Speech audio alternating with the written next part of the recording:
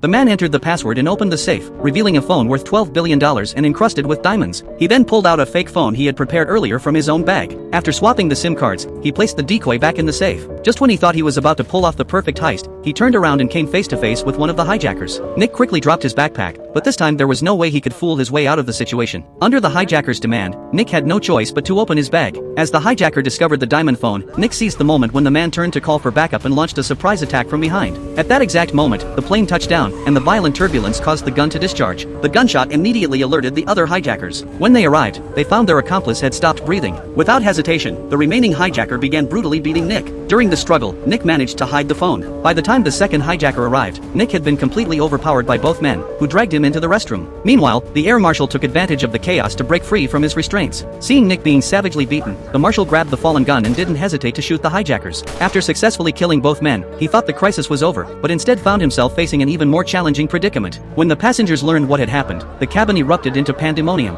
Lisa frantically tried to calm everyone down while hastily opening the cabin door and arranging for an emergency evacuation. After all passengers had safely evacuated, police began working to defuse what they believed were bombs. To everyone's shock, the explosives turned out to be fake. Even more bizarre was the fact that the three hijackers' bodies had somehow vanished without a trace. When the police chief learned of the situation, he realized this wasn't simply a hijacking. The helicopter and soldiers positioned at the watchtower, all prepared in advance, reported nothing unusual. The hijackers had seemingly evaporated into thin air. Recognizing the gravity of the problem, the chief immediately sealed off all exits and ordered that no passengers be allowed to leave. When he went looking for the air marshal, he discovered a heavily intoxicated man sleeping soundly. Only after the pilot's confirmation did he learn that this drunk was actually the real air marshal. आपने जिन hijackers को मारा उनकी body कहाँ है?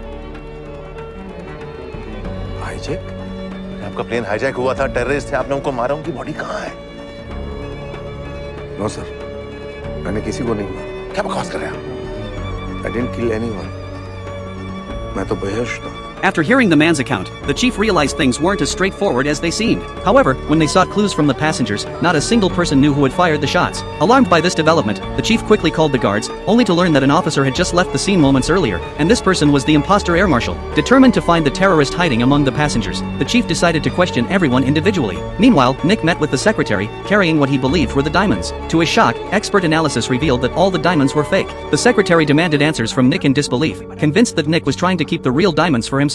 But Nick was equally bewildered. He had no idea what had gone wrong. He had personally switched the phones, so how could everything have turned out to be fake? The secretary gave him 1 hour to find the real diamonds, threatening to eliminate his entire family if he failed. Nick had no clue where the problem had occurred, let alone how to locate the genuine diamonds. Just as he was feeling completely lost, Lisa secretly approached him. After learning the full story, she was also incredulous. Despite everything, thinking about their future together, Lisa embraced Nick. Unexpectedly, Nick angrily grabbed her by the throat. As his rage intensified, he finally admitted that he had never truly loved Lisa. His only reason for getting close to her was to steal the diamonds. With that confession, he stormed out, leaving Lisa covering her head in heartbreak. What no one could have imagined was that this seemingly fragile woman would turn out to be the ultimate winner of this entire scheme.